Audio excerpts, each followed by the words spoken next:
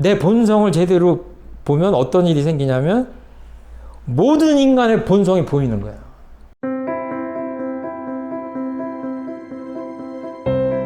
그러니까 맹자님은 조그만 그 빨개벗은 갓난아이가 뽀짝뽀짝 이렇게 기어가지고 우물에 빠지려고 그러면은 그 도둑질을 했던 그 도둑놈도 깜짝 놀래가지고 가서 그 아이를 구하는 것. 거기서 그 인간의 마음을 봤죠. 그래서 성선설이다. 성품이라는 것이 원래 선한 것이다 라고 얘기를 했어요. 그런가 하면 또 다른 사람은 성악설을 얘기했잖아요. 그렇게 태어날 때부터 선하다면 이 세상에 악이 없어야지. 그렇게 학교에서 가르치고 도덕이나 법률을 만들어가지고 이렇게 하지 마라 저렇게 해라. 그렇게 애를 써도 이 세상에 악이 넘쳐나는데 도대체 이게 맞는 얘기냐. 맞잖아요. 양쪽 얘기가. 양쪽 얘기가 맞아요. 일리가 있어요. 이미 이런 것들도 대종사님만이 아니라 그 유학자들도 똑같이 얘기를 했지만 그 중에 하나 어떤 입장을 취하시냐면 무선무학하다 원래. 선도 없고 그런데 이거는 마음이 정할 때 정하다고 하는 거는 고요한 거죠. 어떤 일이 없고 그래가지고 마음이 가만히 있을 때 무선무학하다. 그런데 움직이면 마음이 움직이기 시작하면 능선능악하다. 능이 선할 수도 있고 능이 악하기도 하다.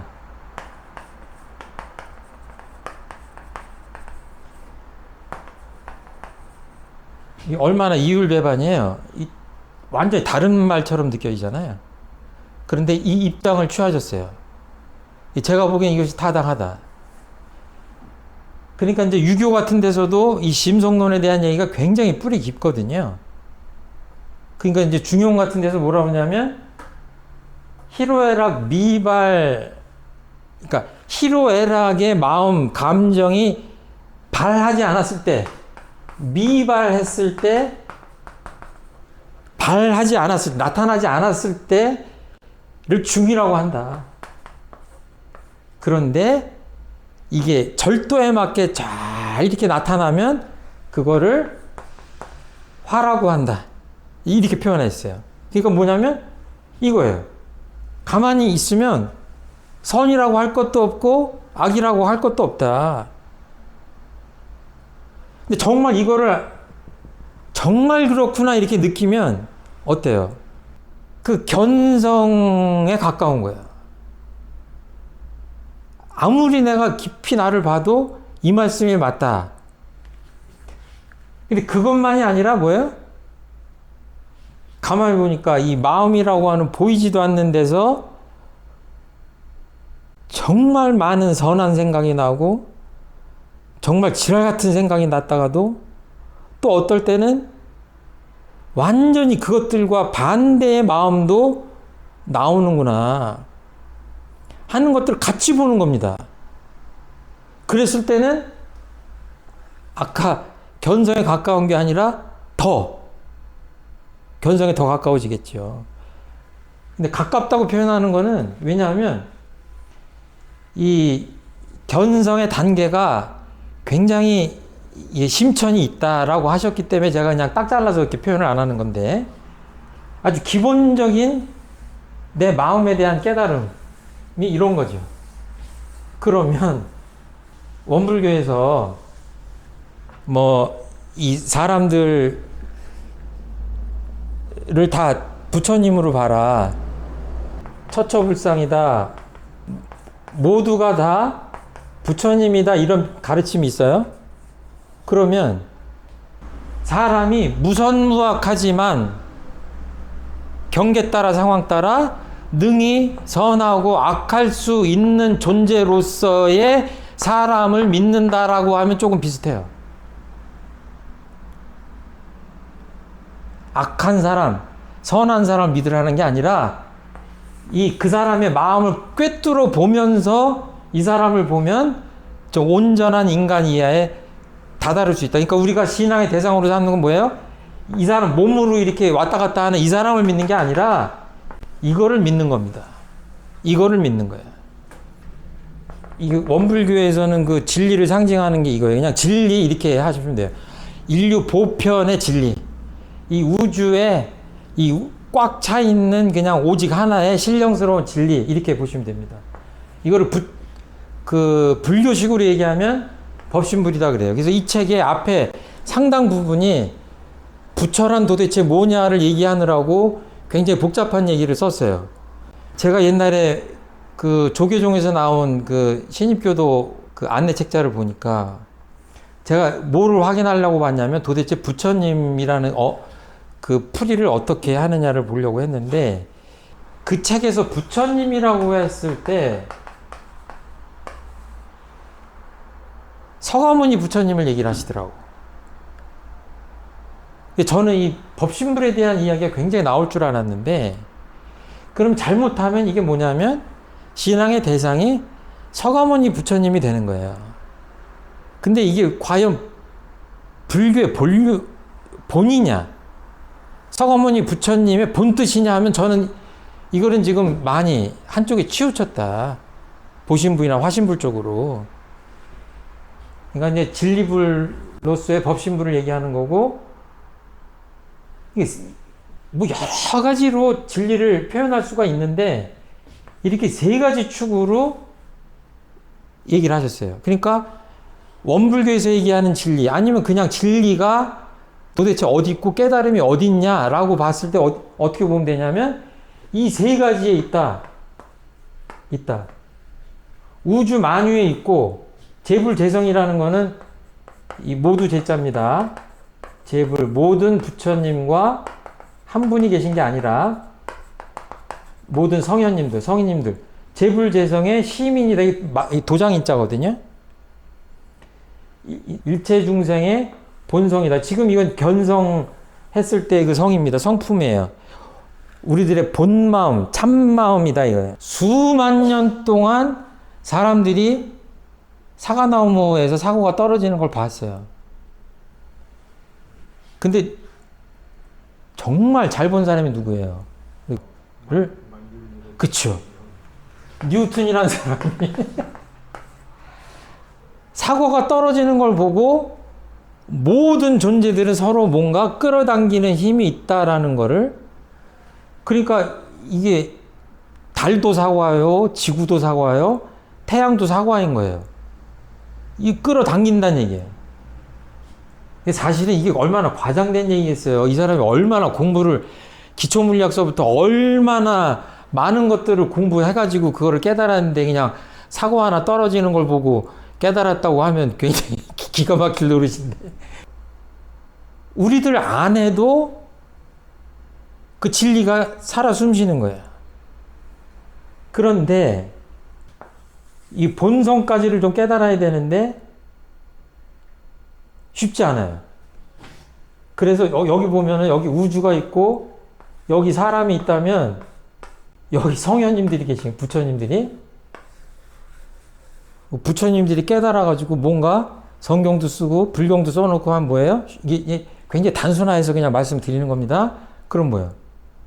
우주를 아무리 봐도 잘 모르겠으니까 깨달은 사람들이 뭔가를 써놓은 거를 보고 가르침을 따르면 뭐예요? 더 쉽게 볼 수 있죠. 왜? 일체 중생의 마음은 이게 맨날 요란하고 탁하고 하기 때문에 거기 뭔가 잘 안 비치는 거 아니에요? 지금 진리가. 근데 이분들은 어때요? 보통 범부 중생하고 좀 다르죠. 그러니까 이분들의 이 시민이라고 그래서 시민이라고 그래요. 왜 시민이라고 하냐면 어떤 분은 부처님은 부처님대로 표현하고 공자님은 공자님대로 표현하고 예수님은 예수님대로 표현했지만 결국은 말이 다르고 표현이 다르고 가르침이 다른 것 같지만 사실은 똑같은 마음 도장이에요. 마음 도장은 어떻습니까? 여기다가 100번을 찍어도 똑같아요. 그거 꿰뚫어 보는 겁니다. 그러니까 뭐야? 이것도 잘 모르면 어때요? 종교 간에 분쟁이 일어나요. 예수님이 최고다. 부처님이 최고다. 아니다. 대종사님이 최고다. 그래가지고 그건 뭐예요? 시민을 제대로 보지 못한 겁니다. 그러니까 여기 우리 마음이 있다면 이 마음이 우주 만유를 만나고 재불재성을 만나고 여기는 우리를 만나는 건데 여기서 제대로 뭔가 스파크가 일어나면 깨달음이 나오는 거죠. 깨달음이 나오는 거예요. 그러니까 여기 지금 내 본성을 본다 그러면 이게 견성이잖아요. 근데 이 우주 만유의 본원, 그러니까 뿌리, 원천. 그러니까 이거 과학자들은 뭐 이게 빅뱅 이전에 어떻게 됐었냐 이런 식으로 접근하는 건데 그냥 우주 만유의 그 뭐랄까요, 원천 되는 그 자리까지 본다고 한다는 건 뭐냐면 아까 그림에서 나무가 있을 때 나무 뿌리까지 보는 거죠. 나무 뿌리까지 봐야 이 나무를 온전하게 보는 거죠. 근데 이렇게 되면 이때는 뭐냐면 견성이라고 하기에는 너무 큰 깨달음이에요. 이 성자를 보면 마음 심자가 들어가기 때문에 일체 중생 본성을 깨닫는 정도를 통상적으로 견성이라고 하고 뭐 깨달음, 대각 이렇게 할 때는 어때요? 이런 것까지를 다 통틀어서 깨달았을 때의 대각이다, 깨달음이다 하는 표현을 쓰기도 하고 그러는 것 같아요. 그러니까 그럼 이것들이 또 어떤 문제가 있어요? 이게 다 다른 거냐? 본원 따르고 시민 따르고 본성이 다른 거냐 했을 때 어때요? 이 진리는 우주 만유를 관통해서 있는 신령스러운 진리다. 정산종선이 그런 표현 하셨는데 만약에 이것이 세 가지로 나눠져 있다고 하면 이런 얘기를 안 하셨겠죠. 그러니까 이거 우리 마음으로 이렇게 꿰뚫기가 힘들지만 하나로 꿰어져 있는 것까지를 이렇게 속속들이 깨달았을 때 큰 깨달음을 얻었다고 할 수가 있을 것 같아요. 그러니까 우리가 원불교 법당에 모셔진 그 이론상을 볼 때마다 화두로 삼고 이렇게 하라고 하는 이유가 뭐예요? 그 안에는 이런 깨달음을 깨달으라고 하는 그 숨은 뜻이 있는 거죠. 그러니까 가만히 이렇게 생활을 하면서도 계속 내 마음을 보고 도대체 이 마음이 어디서 왔냐. 화를 내면 화를 내기 전에 내 마음은 어땠느냐. 왜 이 사람은 이쁘고 저 사람은 미운 짓을 하지 않았는데도 미울까. 이런 것들을 계속 살펴보면 그것이 이 마음 공부하는 견성 공부하는 굉장히 중요한 그런 공부가 되는 거고 또 이런 거 가지고 이제 한계가 좀 있고 그랬을 때 아 정말 깊이 깨달으신 분들은 어떻게 하셨을까 하려면 불경도 보고 성경도 보고 또 사서 삼경도 보고 원불교의 정전이나 대종경도 보고 하면 아 내가 못 보던 것들을 이렇게 속속들이 봐주셨구나 하는 것들을 알 수 있을 것 같아요. 그렇게 되면 우주를 보면서 우주 만유를 이렇게 보고 그 속에서 살면서 깊이 뭔가 그 본원까지를 알 수 있는 날이 오지 않을까 이렇게 생각을 해요. 사실은 우주만유 본원 그러면 여기 다 들어갑니다. 이거 한 줄로 끝날 수도 있어요. 생략하고. 그런데 이렇게 세수로 이렇게 나눠주신 거는 이렇게 단계별로 좀 이렇게 공부를 해도 좋지 않겠냐 이런 뜻이라고 봐요. 내 본성을 제대로 보면 어떤 일이 생기냐면 모든 인간의 본성이 보이는 거예요. 악하고 선하고 다 성격이 다 다르지만 그럼에도 불구하고 똑같은 성품을 우리가 갖고 있구나 하는 그, 그 공약수를 발견하는 겁니다. 그러니까 이런 사람들은 삶이 달라져요. 이것도 마찬가지죠. 모든 부처님이나 성현님들의 가르침이 다르지만 기본적인 핵심 메시지는 같은 것들을 말씀하시고 있구나라고 했을 때 어떤 종교적인 분쟁이나 갈등 같은 것들을 아주 바닥서부터 해소할 수 있다. 그러니까 예를 들어서 제가 학생이에요. 고등학생인데 학원을 A라는 학원을 다녀요. 내 친구는 B라는 학원을 다녀요.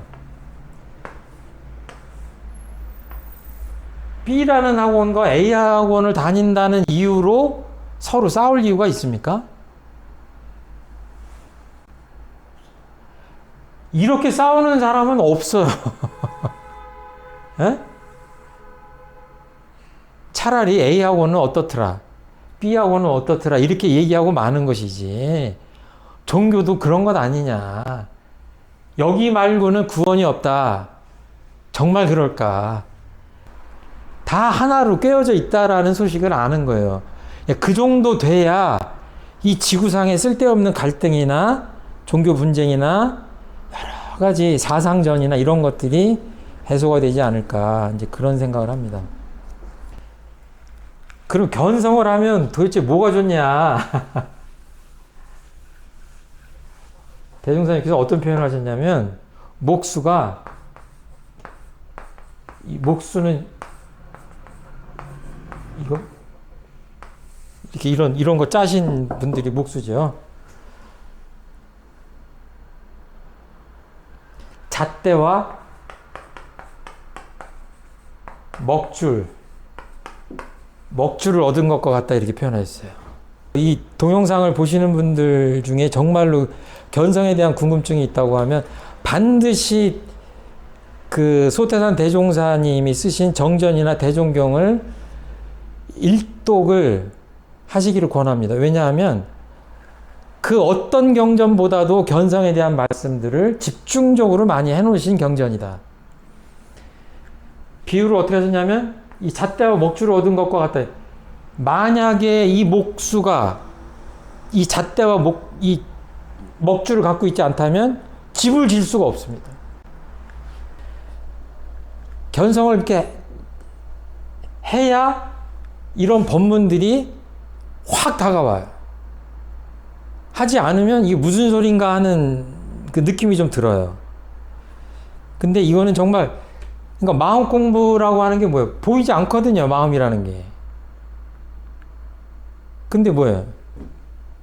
그냥 견성을 한 사람들끼리 얘기를 하면